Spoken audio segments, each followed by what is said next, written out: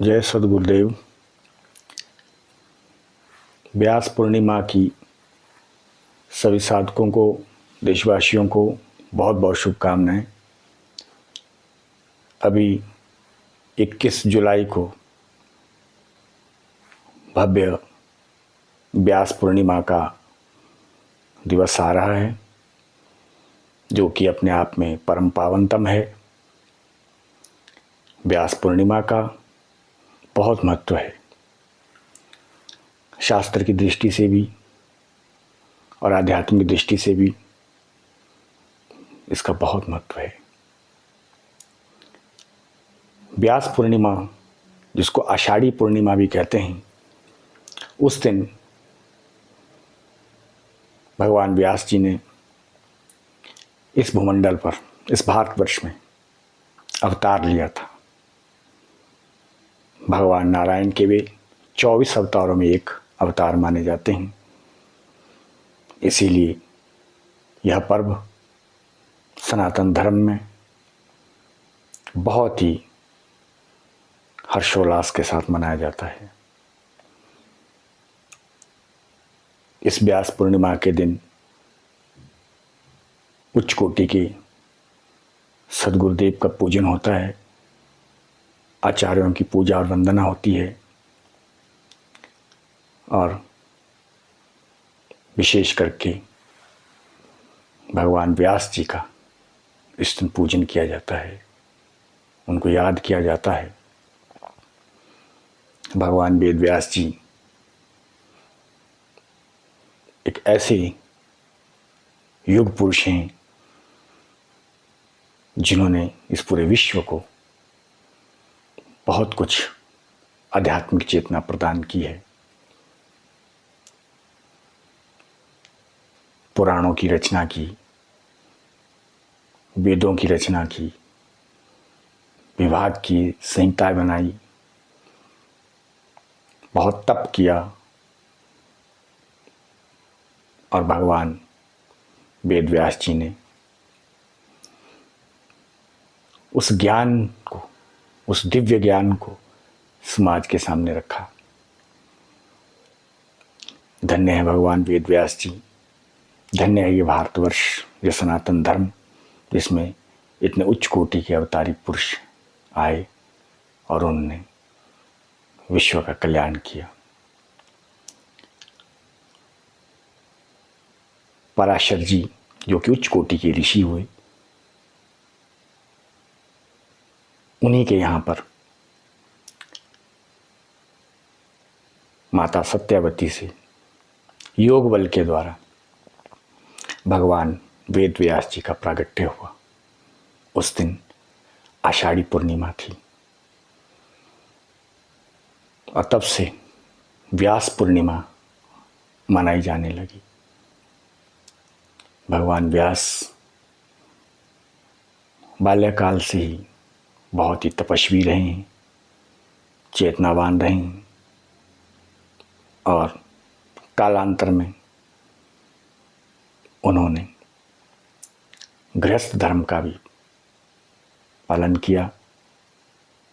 माता बटिका से उनका विवाह हुआ, और उनके यहाँ एक यशस्वी दिव्य युग पुरुष, चेतना पुरुष, परमहंस श्री शुकदेव स्वामी जी का अवतरण हुआ, जिन्होंने भागवत के माध्यम से पूरे विश्व को चेतना दी, और भक्ति क्या है वह समझाया। मगर भगवान वेद व्यास जी की कहानी बड़ी दर्द भरी है। बहुत कष्ट सहा है उन्होंने अपने जीवन में, बहुत तपस्या की है उन्होंने। भगवान नारद जी ने उनका मार्गदर्शन दिया है, किया है। जब जब भगवान वेद व्यास जी कहीं किसी विषय पर चिंतन करते थे, चिंता करते थे, तब तब देव ऋषि नारद उनका मार्गदर्शन करते थे।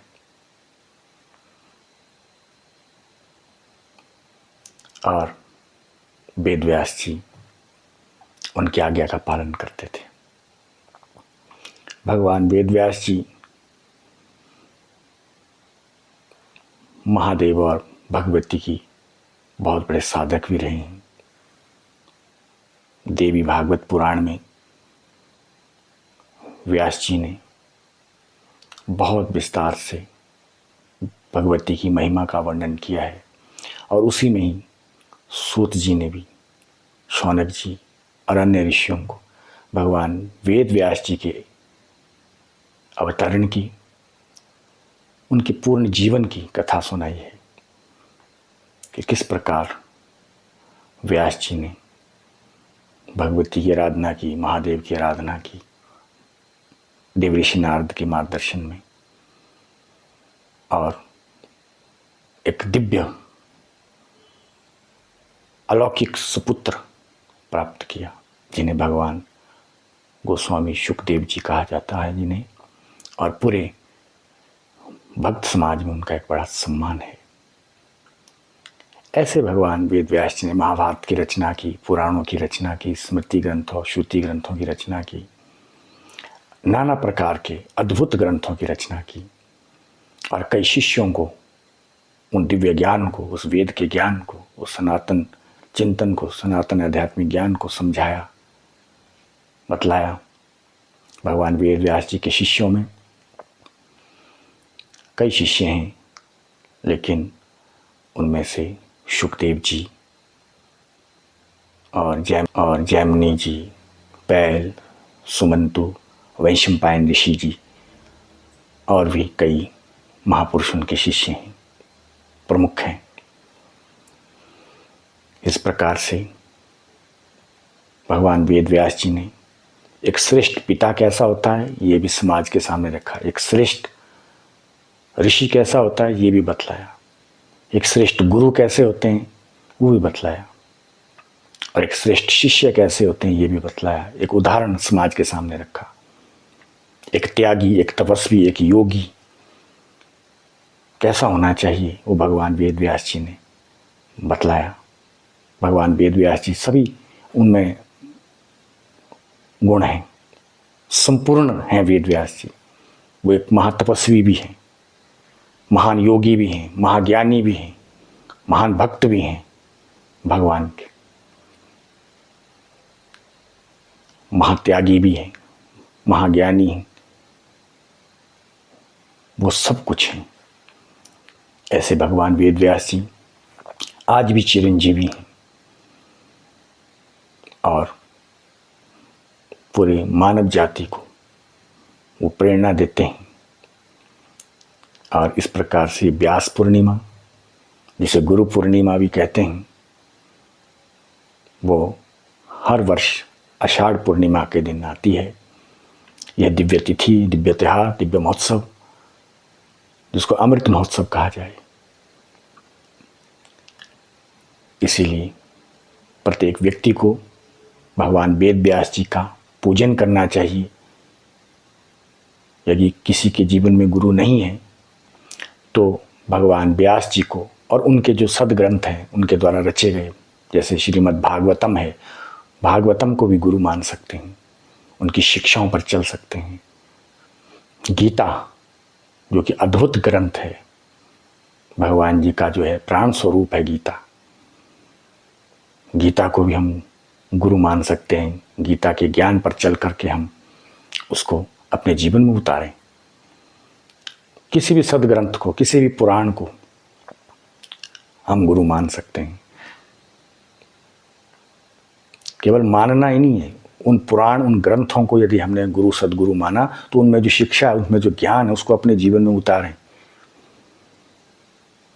अपने जीवन में हमें दिखना चाहिए। तो इस प्रकार से भगवान के जो दिव्य ग्रंथ हैं वो भी हमारे गुरु हैं, पथ प्रदर्शक हैं। और भी कई ग्रंथ हैं, शास्त्र हैं, वेद है, पुराण है, वो भी हमारे गुरु तुल्य हैं। साक्षात भगवान जी का वांग्मय विग्रह है। उनकी आराधना, उनका पूजन, उनका सम्मान करना चाहिए। और भगवान कृष्ण तो जगत गुरु हैं। कृष्णाय वासुदेवाय हरे परमात्मे प्रणत क्लेशनाशाय गोविंदाय नमो नमः। कृष्णम वंदे जगत गुरु। भगवान कृष्ण जी जगत गुरु हैं। उन्होंने जो गीता में ज्ञान दिया है उसको अपने जीवन में हमें उतारना चाहिए, चाहे आंशिक रूप से ही हम उतारें। श्रीमद् भागवतम में जो व्यास जी ने दिव्य ज्ञान, दिव्य भक्ति, दिव्य सदकर्म की जो व्याख्या की है उसको अपने जीवन में उतारना चाहिए। तो इसलिए ज्ञान कहीं से भी मिले वो ग्रहण करना चाहिए और अपने जीवन को पावनतम बनाना चाहिए। और यह मानव जीवन बार बार नहीं मिलता है, इसीलिए इसको भगवान की भक्ति में लगाएं, सदकर्म में लगाएं और ज्ञान मार्ग पर चलते रहें। इन्हीं शब्दों के साथ आपको सबको, देशवासियों को भी, साधकों को भी और सभी महान अनुभवकों को सबको बहुत बहुत शुभकामनाएं। व्यास पूर्णिमा की, गुरु पूर्णिमा की बहुत बहुत बधाई, बहुत बहुत शुभकामनाएं प्रेषित की जाती हैं। और मेरा निवेदन है कि आप किसी सक्षम गुरु को अपना गुरु बनाएं या भागवतम को या श्री गीता जी को अपना गुरु बनाएं। उनसे जो ज्ञान है वो लें। सनातन पद्धति से, सनातन परंपरा से, संप्रदायगत श्रेष्ठ गुरु परंपरा में दीक्षित होइए और साधना करिए और अपना जीवन पवित्र बनाएं। मगर सावधान रहें, विवेक रखें। एक बार फिर भगवान व्यास जी के चरणों में मैं प्रणाम करता हूँ, अपने सदगुरुदेव के चरणों में प्रणाम करता हूँ और आप सभी लोगों को बहुत बहुत शुभकामनाएं प्रदान करता हूँ। व्यास पूर्णिमा की बहुत बहुत बधाई, शुभकामनाएं। ओम नमो नारायण।